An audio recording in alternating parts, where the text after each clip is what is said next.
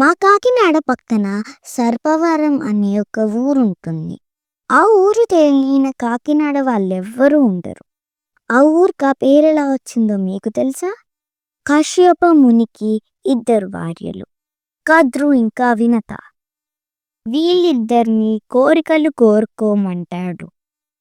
పెద్ద భార్య కద్రు 1000 సర్పాలు కావాలని కోరుకుంటుంది. చిన్న భార్య 2 పిల్లలు కావాలని కోరుకుంటుంది. కానీ కద్రు పిల్లల కంటే శక్తివంతులై ఉండాలని కోరుకుంటుంది. కశ్యప పెద్ద భార్యకి 100 గుడ్లు, రెండో భార్యకి 2 గుడ్లు ఇస్తాడు. శతాబ్దాలు తర్వాత 100 గుడ్ల నుంచి 100 సర్పాలు బయటికొస్తాయి. వినత గుడ్లలోంచి ఇంకా పిల్లలు బయటికి రాకపోవడంతో అసూయతో ఒక గుడ్డుని పగల కొడుతుంది. అందులోంచి సగం రెక్కలు ఉన్న అర్ణుడు బయటికొస్తాడు.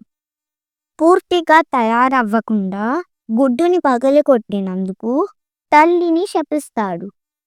కొన్ని శతాబ్దాలు తర్వాత 2వ గుడ్డు నుండి గరుడ చాలా శక్తివంతంగా బయటికొస్తాడు. అప్పుడు పెద్ద భార్య ఇలా అనుకుంటుంది, నా పిల్లల కంటే వినత పిల్లడు శక్తివంతంగా ఉన్నాడు. వీళ్ళని ఎలాగైనా ఏదో ఒకటి చెయ్యాలనుకుంటుంది. ఒకరోజు ఒక గుర్రం గాల్లో ఎగరడం ఇద్దరూ చూస్తారు. అప్పుడు పెద్ద భార్య చిన్న భార్యతో ఇలా అంటుంది, గుర్రం తోక నల్లగా ఉంది అని. అప్పుడు చిన్న భార్య అంటుంది, కాదు తెల్లగా ఉంది అని. అయితే ఒక పందెం. తోక నల్లగా ఉంటే నువ్వు నాకు దాసిలా మారాలి. దానికి చిన్న భార్య సరే అంటుంది.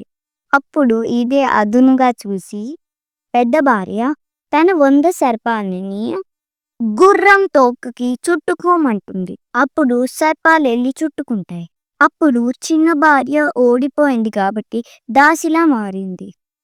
ఆ 100 సర్పాలలో ఆదిశేషుడు కూడా ఉన్నాడు. చేసిన తప్పుకి బాధపడుతూ తపస్సు చేసుకోవడానికి ఒక ప్రదేశానికి వెళ్తారు. అలా విష్ణుమూర్తిని మెప్పిస్తాడు. విష్ణుమూర్తి ప్రత్యక్షమై ఏ వరం కావాలని అడిగితే చేసిన పాపం తొలగించమని, అలాగే ఎప్పుడు విష్ణుమూర్తితో ఉండాలని కోరుకుంటారు. దానికి విష్ణుమూర్తి సరే అంటారు. అలా విష్ణుమూర్తి సర్పానికిచ్చిన వరం వల్ల ఆ ప్రదేశానికి సర్పవరం అనే పేరొచ్చింది. ఈ రీల్ని కాకినాడ వాళ్ళతో షేర్ చేయండి.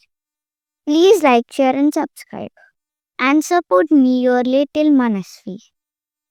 Thanks for watching.